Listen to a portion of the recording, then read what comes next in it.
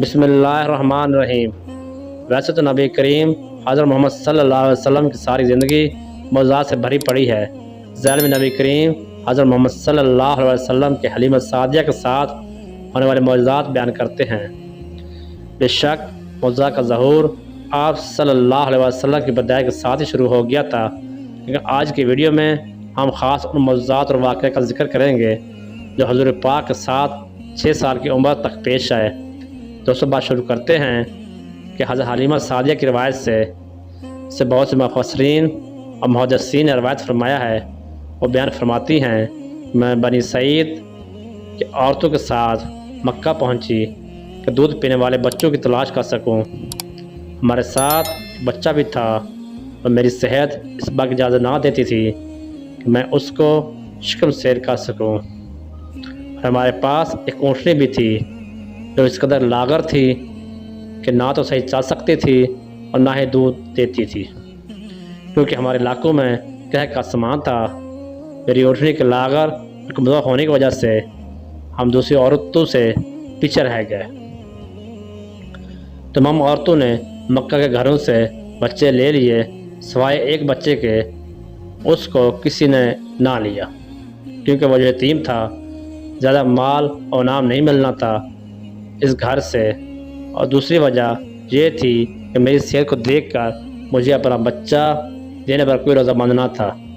حضرت حلیمہ بیان کرتی ہیں، میں اپنے شوہر حارث سے مشورہ کیا کہ کیوں نہ ہم اس یتیم بچے کو ہی لے لیں، اس سے تو بہتر ہی ہوگا کہ ہم خالی ہاتھ گھر لوٹ جائیں۔ اللہ اکبر!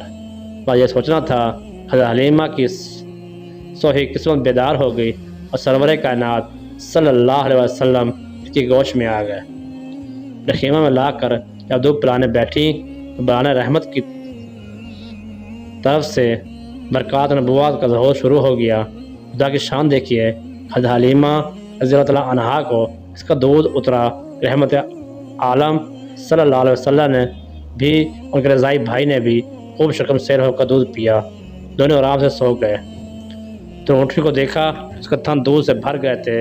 حضرت حلیمہ رضی اللہ تعالیٰ عنہا کے شوہر نے کا دودھ دوا اور میاں بیوی دونوں نے خوب سیر ہو کر دودھ پیا۔ دونوں شکم سیر ہو کر سکھ و چین کی نیند سو گئے۔ اب یہ باتیں حضرت حلیمہ کے شوہر نے دیکھیں، کہنے لگے، بے شک حلیمہ، تم نے ایک مبارک اور بابرکت لڑکے کو لیا ہے۔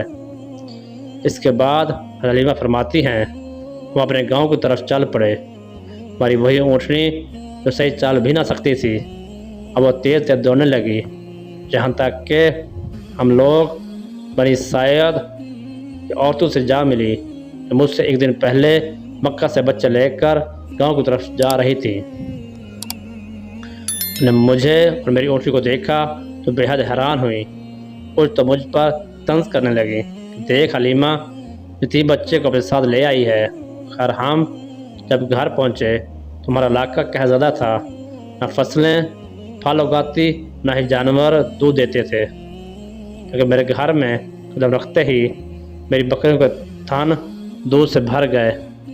اب روزانہ میری بکریاں جب چراغ سے گھر واپس آتی تو ان کے تھن دودھ سے بھرے ہوتے، حالانکہ پوری بستی میں اور کسی کو اپنے جانور کا ایک قطرہ دودھ نہیں ملتا تھا۔ میرے قبیلہ والوں نے اپنے چراواہوں سے کہا، تم لوگ بھی اپنے جانور کو اسی جگہ چراؤ جہاں حلیمہ رضی اللہ تعالیٰ عنہا کے جانور چرتے ہیں۔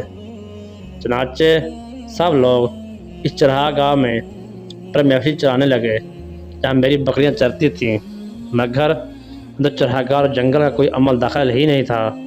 یا تو رحمت عالم صلی اللہ علیہ وسلم کی برکات نبوت کا فیض تھا، اس کو میں شوہر کے علاوہ گاؤں کا کوئی دوسرا شخص نہ سمجھ سکتا تھا۔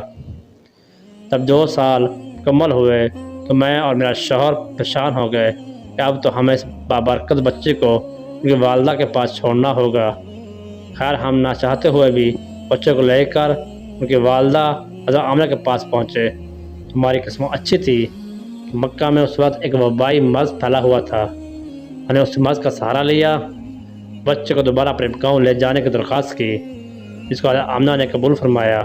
اس طرح میرا شوہر محمد صلی اللہ علیہ وسلم کو لے کر دوبارہ اپنے گاؤں آ گئے حضرت حلیمہ کے بچے چراگاہوں میں جا کر بکریاں چراتے تھے، لیکن حضرت حلیمہ محمد صلی اللہ علیہ وسلم کو نہ بھیجتی۔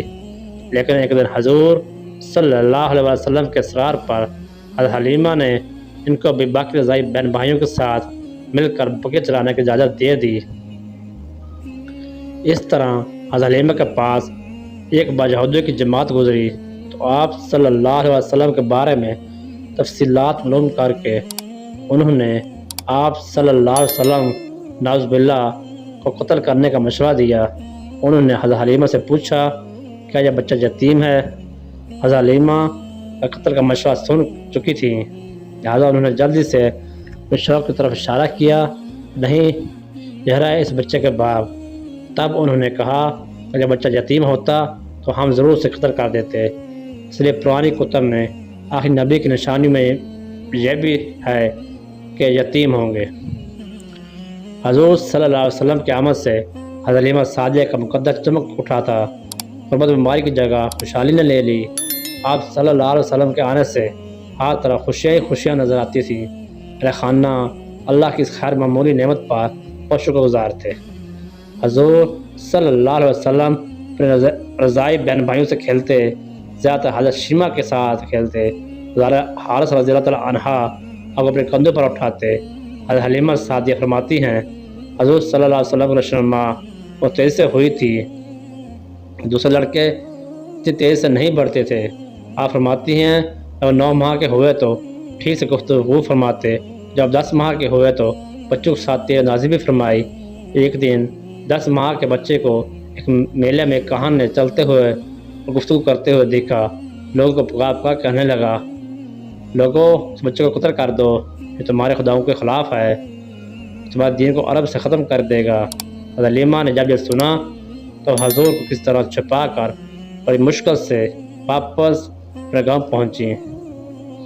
ان واقعات کے بعد حضرت حلیمہ حضور صلی اللہ علیہ وسلم کو مکہ مکرمہ چھوڑنے کے لیے روانہ ہو گئی۔ راستے میں انہیں حبشہ کے عیسائیوں کی ایک جماعت ملی۔ راہب نے جب حضور کو دیکھا تو پوچھنے لگا کہ کیا یہ بچہ یتیم ہے؟ حضرت حلیمہ نے فرمایا نہیں۔ راہب کہنے لگا کہ یتیمی کے علاوہ اس بچے میں آخری نبی کی تمام نشانیاں ہیں۔ جب حضرت حلیمہ سعدیہ نے آپ صلی اللہ علیہ وسلم کو اپنی والدہ کے حوالے کیا تو اس وقت آپ صلی اللہ علیہ وسلم کی عمر 4 سے 6 سال تھی۔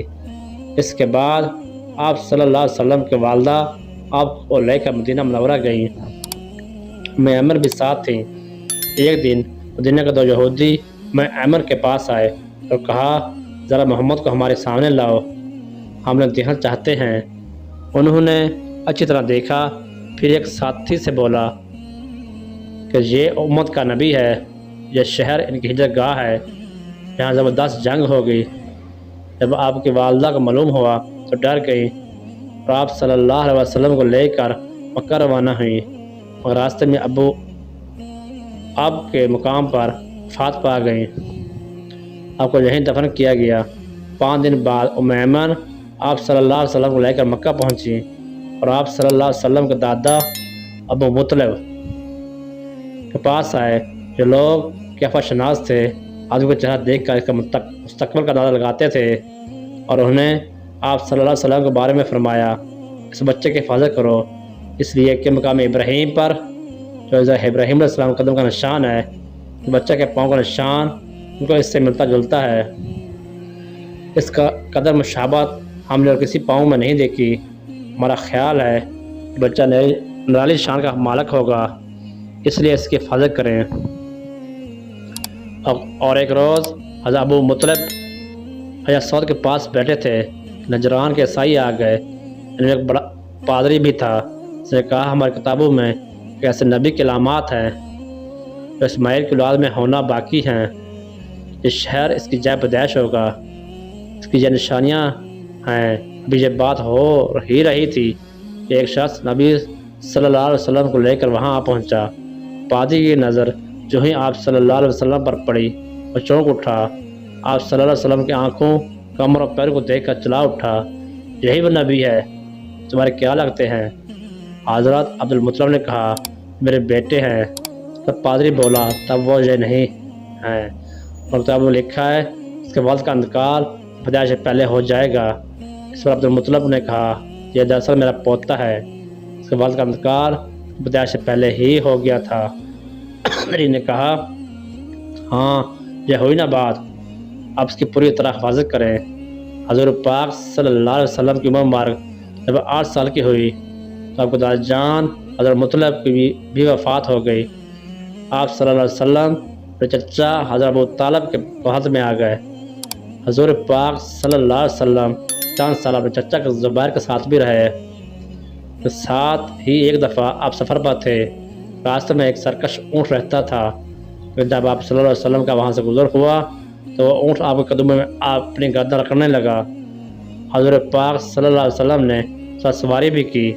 اللہ پاک سے دعا ہے کہ حضور صلی اللہ علیہ وسلم کے بچپن کا تفعیل اللہ پاک ہمیں ہمارے بچوں کو بھی حضور نبی کریم صلی اللہ علیہ وسلم سیرت پر عمل پیرا ہونے کی توفیق عطا فرمائے۔ ویڈیو اچھی لگی ہو تو ویڈیو کو لائک، چینل کو سبسکرائب کر دے۔